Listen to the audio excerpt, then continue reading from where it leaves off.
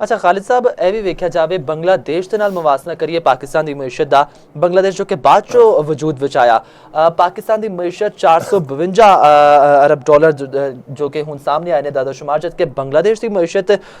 ਦਾ ਹੁਜਮ ਜਿਹੜਾ ਹੈਗਾ ਉਹ 500 ਅਰਬ ਡਾਲਰ ਦੱਸਿਆ ਜਾਂਦਾ ਹੈ ਇਹ ਕੀ ਵਜ੍ਹਾ ਹੈ ਕਿ ਪਾਕਿਸਤਾਨ ਦੀ ਮਈਸ਼ਤ ਬੰਗਲਾਦੇਸ਼ ਤੋਂ ਵੀ ਪਿੱਛੇ ਚਲੀ ਗਈ ਹੈ ਅੱਛਾ ਤੁਸੀਂ ਬਿਲਕੁਲ ਦੁਰਸਤ ਫਰਮਾਇਆ ਜਿਹੜੇ ਤਾਜ਼ਾ ਦਾਦਾਸ਼ੁਮਾਰ ਆਏ ਨੇ ਉਹਦੇ ਵਿੱਚ ਸਾਡੀ ਮਈਸ਼ਤ ਦਾ ਸਾਈਜ਼ ਜਿਹੜਾ ਹੈ ਉਹਦੇ ਤੋਂ ਬੰਗਲਾਦੇਸ਼ ਦੀ ਮਈਸ਼ਤ ਦਾ ਸਾਈਜ਼ ਵੱਧ ਗਿਆ ਬਿਲਕੁਲ ਔਰ ਸਾਡੀ ਐਕਸਪੋਰਟ ਜਿਹੜੀ ਹੈ ਉਹਦੇ ਤੋਂ ਜ਼ਿਆਦਾ ਉਹਨਾਂ ਦੀ ਐਕਸਪੋਰਟ ਹੋ ਗਈ ਹੈ ਬਿਲਕੁਲ ਔਰ ਸਾਡੇ ਜਿਹੜੇ ਜ਼ਰੇ ਮੁਬਾਦਲਾ ਤੇ ਜ਼ਖਾਇਰ ਜੇ ਉਹ ਵੀ ਉਹਨਾਂ ਦੇ ਵੱਧ ਗਏ ਨੇ ਔਰ ਉਹਦੇ ਵਿੱਚ ਖਾਸ ਤੌਰ ਤੇ ਜਿਹੜਾ ਉਹਨਾਂ ਗਾਰਮੈਂਟ ਇੰਡਸਟਰੀ ਉਹ ਗਾਰਮੈਂਟਸ ਇੰਡਸਟਰੀ ਜਿਹੜੀ ਹੈ ਉਹਦੇ ਵਿੱਚ ਉਸ ਮੁਲਕ ਦੇ ਜਿਹੜੇ ਖਵਾਤੀਨ ਤੇ ਮਰਦ ਨੇ ਉਹ ਸਾਰੇ ਕੰਮ ਕਰਦੇ ਨੇ ਮਿਹਨਤ ਮਾਰਕੀਟ ਦੇ ਵਿੱਚ ਉਹਨਾਂ ਦੀ ਬੜੀ ਡਿਮਾਂਡ ਹੈ ਔਰ ਮੈਂ ਸਮਝਦਾ ਕਿ ਸਾਨੂੰ ਵੀ ਜਿਹੜਾ ਇਹ ਦੇਖਣਾ ਚਾਹੀਦਾ ਹੈ ਕਿ ਖਾਸ ਤੌਰ ਤੇ ਜਿਹੜਾ ਸਾਡਾ ਇਸ ਵੇਲੇ ਸਾਡੀ ਐਕਸਪੋਰਟ ਜਿਹੜੀ ਜੇ ਉਹ ਵੀ ਟੈਕਸਟਾਈਲ ਇੰਡਸਟਰੀ ਤੇ ਬਿਲਕੁਲ ਔਰ ਉਹ ਵੀ GSP ਪਲੱਸ ਜਿਹੜਾ ਸਾਨੂੰ ਸਟੇਟਸ ਮਿਲਿਆ ਹੈ ਯੂਰਪ ਦੇ ਵਿੱਚ ਉਹਦੀ ਵਜ੍ਹਾ ਤੋਂ ਸਾਡੀ ਜਿਹੜੀ ਸਭ ਤੋਂ ਜ਼ਿਆਦਾ ਐਕਸਪੋਰਟ ਹੈ ਟੈਕਸਟਾਈਲ ਦੇ ਵਿੱਚ ਔਰ ਮੈਂ ਸਮਝਦਾ ਕਿ ਸਾਨੂੰ ਇਸ ਤੋਂ ਹਟ ਕੇ ਜਿਹੜੇ ਹੋਰ ਜ਼ਰਾਏ ਨੇ ਐਕਸਪੋਰਟ ਦੇ ਵੀ ਪੈਦਾ ਕਰਨੇ ਚਾਹੀਦੇ ਹੁਣ ਦੇਖੋ ਵਜ਼ੀਰ ਖਜ਼ਾਨਾ ਨੂੰ ਇਸ਼ਾਰਾ ਦਿੱਤਾ ਕਿ ਹੁਣ ਸਾਡੀ ਜਿਹੜਾ ਮਾਰਕਾ ਹੱਕ ਤੋਂ ਬਾਅਦ ਬਿਲਕੁਲ ਸਾਡੀ ਜਿਹੜੀ ਡਿਫੈਂਸ ਇੰਡਸਟਰੀ ਹੈ ਡਿਫੈਂਸ ਦੀ ਸਾਡੀ ਜੋ ਐਕਸਪੋਰਟ ਹੈ ਉਹਦੇ 'ਚ ਵੀ ਅਸੀਂ ਜਿਹੜਾ ਉਹ ਦਾਖਲ ਹੋ ਰਹੇ ਹਾਂ ਔਰ ਸਾਡੀ ਜਿਹੜੀ ਬਰਾਮਦਾਤ ਨੇ ਉਹ ਸ਼ੋਬੇ ਦੇ ਵਿੱਚ ਵੀ ਵਧਣ ਗਿਆ ਲੇਕਿਨ ਬਰਾਮਦਾਤ ਨਾ ਵਧਣਾ ਬਹੁਤ ਵੱਡਾ ਸਵਾਲ ਬਿਲਕੁਲ ਸਵਾਲ ਨਿਸ਼ਾਨ ਹੈ ਸਾਡੇ ਵਾਸਤੇ ਇਹ ਸਾਡੀ ਜਿਹੜੀ ਇੰਡਸਟਰੀ ਹੈ ਸਾਡੇ ਜਿਹੜੇ ਅਵਾਨ ਹੈ ਸੰਤੋ ਤਜਾਰਤ ਨੇ ਜਿਹੜੇ ਸਾਡੇ ਕਾਰੋਬਾਰੀ ਲੋਕ ਨੇ ਜਿਹੜੇ ਸਾਡੇ ਐਕਸਪੋਰਟਰਸ ਨੇ ਮੈਂ ਸਮਝਦਾ ਕਿ ਉਹਨਾਂ ਨੂੰ ਵੀ ਇੰਟਰਨੈਸ਼ਨਲ ਮਾਰਕੀਟ ਦੇ ਵਿੱਚ ਆਲਮੀ ਮਿਆਰ ਦੀਆਂ ਆਪਣੀ ਜਿਹੜੀਆਂ ਪ੍ਰੋਡਕਟਸ ਨੇ ਉਹ ਤਿਆਰ ਕਰਕੇ ਉਹਨਾਂ ਨੂੰ ਜਿਹੜੀਆਂ ਭੇਜਣੀਆਂ ਚਾਹੀਦੀਆਂ ਨੇ ਤਾਂ ਕਿ ਉਹਨਾਂ ਨੂੰ ਜਿਹੜਾ ਉਹਨਾਂ ਨੂੰ ਸਹੀ ਉੱਥੇ ਜਿਹੜਾ ਨਾ ਆਰਡਰ ਮਿਲ ਸਕੇ ਸਹੀ ਰੇਟ ਮਿਲ ਸਕਣ ਔਰ ਪਾਕਿਸਤਾਨ ਦੀ ਜਿਹੜੀ ਐਕਸਪੋਰਟ ਹੈ ਉਹ ਵੱਧ ਸਕੇ ਔਰ ਇਹਦੇ ਵਿੱਚ ਇੱਕ ਮੈਂ ਹੋਰ ਤੁਹਾਨੂੰ ਦੱਸਾਂ ਜਿਹੜਾ ਇੱਕ ਅਦਾਰਾ ਬਣਿਆ ਸੀ ਨਾ SIFC ਬਿਲਕੁਲ ਉਸ ਅਦਾਰੇ ਨੇ ਬਾਅਦ ਸ਼ੋਬਿਆਂ 'ਚ ਐਕਸਪੋਰਟ ਦੇ ਵਿੱਚ ਕੰਮ ਕੀਤਾ ਹੈ ਤੇ ਉਹਦੇ ਨਤੀਜੇ 'ਚ ਵੀ ਕਈ ਸ਼ੋਬਿਆਂ 'ਚ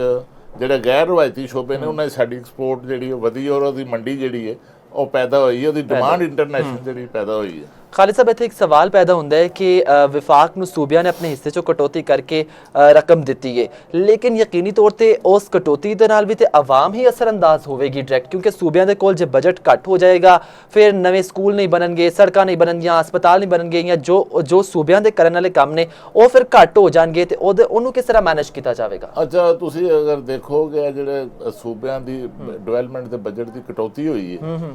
ਉਹਦੇ ਵਿੱਚ ਸਭ ਤੋਂ ਵੱਡੀ ਜਿਹੜੀ ਕੁਰਬਾਨੀ ਦਿੱਤੀ ਜੋ ਪੰਜਾਬ ਨੇ ਦਿੱਤੀ ਬਿਲਕੁਲ ਪੰਜਾਬ ਨੇ ਦਿੱਤੀ ਹੈ ਬਹੁਤ ਵੱਡਾ ਸੂਬਾ ਜਿਹੜਾ ਇਸ ਸਾਲ ਦਾ ਜਿਹਨੂੰ ਅਸੀਂ ਮੌਜੂਦਾ ਸਾਲ ਕਹਿੰਦੇ ਆ ਮਾਲੀ ਸਾਲ ਜਿਹੜਾ 30 ਜੂਨ ਨੂੰ ਖਤਮ ਹੋਣਾ ਹੈ ਇਹਦੇ ਵਿੱਚ 1240 ਅਰਬ ਦਾ ਬਜਟ ਡਿਵੈਲਪਮੈਂਟ ਦਾ ਬਜਟ ਸੀ ਸੂਬੇ ਦਾ ਬਿਲਕੁਲ ਔਰ ਇਹ ਪੰਜਾਬ ਦੀ ਤਾਰੀਖ ਦਾ ਸਭ ਤੋਂ ਵੱਡਾ ਬਜਟ ਸੀ ਔਰ ਇਹ ਏਡਾ ਵੱਡਾ ਬਜਟ ਸੀ ਕਿ ਇਹ ਵਫਾਕ ਦਾ ਜਿਹੜਾ ਡਿਵੈਲਪਮੈਂਟ ਦਾ ਬਜਟ ਸੀ ਉਹ ਤੋਂ ਵੀ ਵੱਡਾ ਹੋ ਗਿਆ ਸੀ ਉਸ ਤੋਂ ਵੱਡਾ ਹੋ ਗਿਆ ਸੀ ਵਫਾਕ ਦਾ 1000 ਅਰਬ ਦਾ ਸੀ ਇਹ 1240 ਅਰਬ ਤੇ ਪਹੁੰਚ ਗਿਆ 1240 ਅਰਬ ਔਰ ਹੁਣ ਇਸ ਦਫਾ ਇਹਨਾਂ ਵਫਾਕ ਨੂੰ ਲਿਖ ਕੇ ਭੇਜਿਆ ਸੀ ਕਿ ਅਸੀਂ ਇਸ ਸਾਲ ਜਿਹੜਾ ਅਗਲੇ ਸਾਲ ਦਾ ਜਿਹੜਾ ਬਜਟ ਹੁਣ ਪੇਸ਼ ਹੋ ਰਿਹਾ ਜਿਹੜਾ ਇਹਦੇ 'ਚ ਅਸੀਂ ਜਿਹੜਾ ਉਹ ਆਪਣਾ ਜਿਹੜਾ ਉਹ 1450 ਅਰਬ ਦਾ ਪੰਜਾਬ ਦਾ ਡਿਵੈਲਪਮੈਂਟ ਦਾ ਬਜਟ ਦੇਣਾ ਚਾਹੁੰਦੇ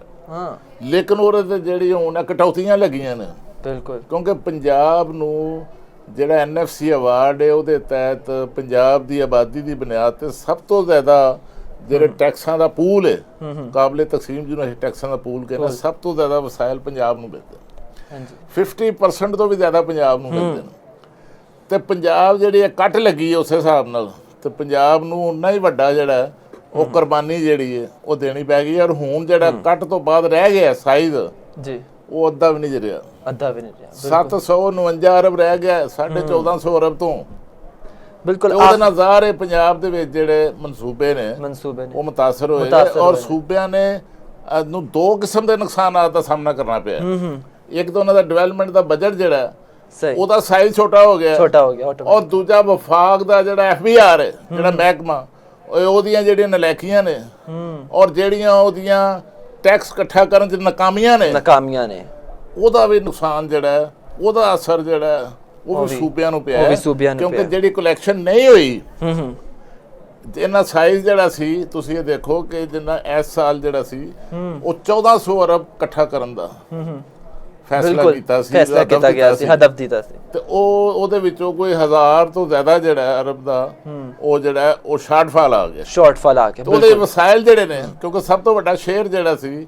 ਉਹ 57-58% ਜਿਹੜਾ ਸੀ ਉਹ ਸੂਬਿਆਂ ਦਾ ਬਣਦਾ ਸੂਬਿਆਂ ਨੂੰ ਉਧਰੋਂ ਵੀ ਨੁਕਸਾਨ ਹੋ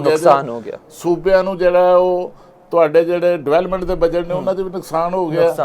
ਤੇ ਮੈਂ ਸਮਝਦਾ ਕਿ ਸੂਬਿਆਂ ਨੇ ਫਿਰ ਵੀ ਉਫ ਨਹੀਂ ਕੀਤੀ ਉਹਨਾਂ ਕੌਮੀ ਮਫਾਦ ਦੇ ਵਿੱਚ ਜਿਹੜੇ ਵਫਾਕ ਦੇ ਸਟ੍ਰੈਟੇਜਿਕ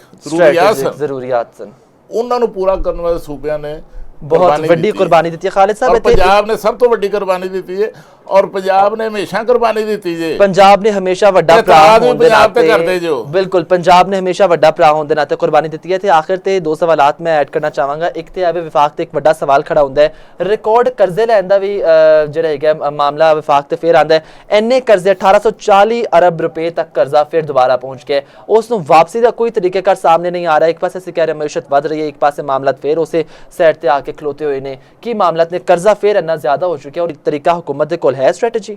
ਅੱਛਾ, ਤੁਸੀਂ ਬੜਾ ਅੱਛਾ ਸਵਾਲ ਕੀਤਾ ਕਿਉਂਕਿ ਇੱਕ ਟਾਈਮ ਸੀ ਅੱਜ ਤੋਂ 25-30 ਸਾਲ ਪਹਿਲੇ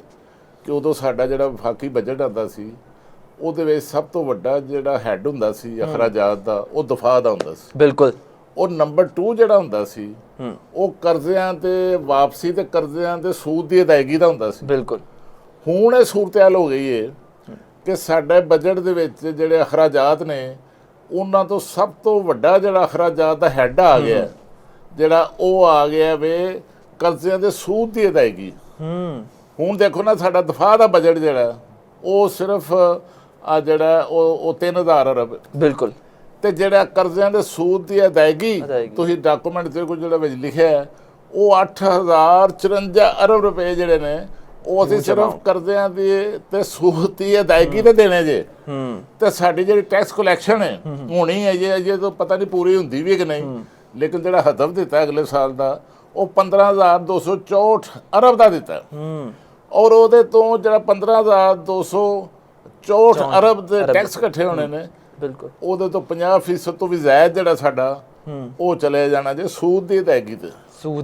ਤੇ ਮਗਰ ਜਿਹੜਾ ਜੇ ਉਹ ਬਾਕੀ ਚੀਜ਼ਾਂ ਵਾਸਤੇ ਅਖਰਾਜਾਤ ਪੂਰੇ ਕਰਨ ਵਾਸਤੇ ਬਚਦਾ ਕੀ ਜੇ। ਔਰ ਮੈਂ ਸਮਝਦਾ ਕਿ ਇਹਦੇ ਵਿੱਚ ਜਿਹੜਾ ਇਹ ਤਮਾਮ ਜਿਹੜੀਆਂ ਮੁਲਕ ਦੀਆਂ ਕੌਮੀ ਸਿਆਸੀ ਜਮਾਤਾਂ ਨੇ ਬਿਲਕੁਲ ਔਰ ਸਿਆਸੀ ਕਿਆਦਤਾਂ ਨੇ ਉਹਨਾਂ ਨੂੰ ਇਹ ਚਾਹੀਦਾ ਹੈ ਕਿ ਆਪਣੇ ਇਖਤਲਾਫਾਤ ਤੋਂ ਬਲਾਏ ਤਾਕ ਰੱਖਦੇ ਹੋਇਆ ਔਰ ਖਾ ਉਹ ਹੁਕੂਮਤ ਨੇ ਖਾ ਆਪੋਜੀਸ਼ਨ ਨੇ ਖਾ ਧਾਦੀ ਜਮਾਤਾਂ ਨੇ ਇੱਕ ਚਾਰਟਰ ਆਫ ਇਕਨੋਮੀ ਹੋਣਾ ਚਾਹੀਦਾ। ਬਿਲਕੁਲ ਹੋਣਾ ਚਾਹੀਦਾ। ਅਗਰ ਉਹ ਇਸ ਮੁਲਕ ਦੇ ਆਵਾਮ ਨੂੰ ਕੋਈ ਰਿਲੀਫ ਦੇਣਾ ਚਾਹੁੰਦੇ ਨੇ, ਇਸ ਮੁਲਕ ਦੇ ਆਵਾਮ ਨੂੰ ਰਿਲੀਫ ਦੇਣਾ ਸਿਰਫ ਹੁਕੂਮਤ ਦੀ ਜ਼ਿੰਮੇਵਾਰੀ ਨਹੀਂ, ਇਹ ਤਮਾਮ ਸਿਆਸੀ ਕਿਆਦਤਾਂ ਦੀ ਜ਼ਿੰਮੇਵਾਰੀ ਹੈ ਕਿ ਆਵਾਮ ਨੂੰ ਇਸ ਦਬਾਅ 'ਚ ਕੱਢਣ, ਇਹਨਾਂ ਪਰੇਸ਼ਾਨੀ 'ਚ ਕੱਢਣ ਤੇ ਉਹਦੇ ਉੱਤੇ ਤੈਅ ਕਰਨ ਕਿ ਇਕਨੋਮੀ ਜਿਹੜੀ ਹੈ ਉਹਦੀ ਬਹਾਲੀ ਵਾਸਤੇ, ਉਹਦੀ ਬਿਹਤਰੀ ਵਾਸਤੇ ਔਰ ਮੈਸ਼ਤ ਦੀ ਬਿਹਤਰੀ ਵਾਸਤੇ ਜਿਹੜੀਆਂ ਇਕਤਸਾਦੀ ਪਾਲਿਸੀਆਂ ਨੇ, ਜਿਹੜੀਆਂ ਇਕਨੋਮਿਕ ਪਾਲਿਸੀਆਂ ਨੇ ਉਹਨਾਂ ਨੂੰ ਜਿਹੜਾ ਉਹਨਾਂ ਤੇ ਇੱਕ ਇਤਫਾਕੇ ਰਾਏ ਪੈਦਾ ਹੋਏ। ਬਿਲਕੁਲ। ਔਰ ਹੁਕੂਮਤ ਕੋਲੋਂ ਇੱਕ ਫ੍ਰੀ ਹੈਂਡ ਹੋਏ, ਫਿਰ ਉਹਦੀ ਰੋਸ਼ਨੀ 'ਚ ਹੁਕੂਮਤ ਆਪਣੀਆਂ ਪਾਲਿਸੀਆਂ ਖੁੱਲ੍ਹ ਕੇ ਦੇ ਸਕੇ ਤਾਂ ਕਿ ਫਿਰ ਇਸ ਬਾਰੇ ਜਿਹੜਾ ਬਹਿ ਕੇ ਫੈਸਲੇ ਹੋਣ ਉਹਨਾਂ ਨੂੰ ਫਿਰ ਆਪੋਜੀਸ਼ਨ ਜਿਹੜੀ ਹੈ ਉਹ ਫਿਰ ਤਨਕੀਦ ਦੀ ਜ਼ਦ 'ਚ ਨਹੀਂ ਲਿਆਏਗੀ ਔਰ ਇੱਕ ਕੌਮੀ ਮਫਾਦ ਦੇ ਵਿੱਚ ਇੱਕ ਬਿਲਕੁਲ ਜੋ ਕਿ ਆਪੋਜੀਸ਼ਨ ਹੁਣ ਇਸ ਵੇਲੇ ਇਸਤੇਮਾਲ ਕਰਦੀ ਹੈ ਇਨ ਸਾਰੇ ਫੈਸਲਿਆਂ ਨੂੰ ਆਪਣੀ ਸਿਆਸਤ ਚਮਕਾਉਣ ਵਾਸਤੇ, ਫਿਰ ਉਹਨੂੰ ਜਿਹੜਾ ਹੈਗਾ ਆਵਾਮ ਦੀ ਬਹਾਲੀ ਵਾਸਤੇ ਇਸਤੇਮਾਲ ਕੀਤਾ ਜਾ ਸਕੇਗਾ।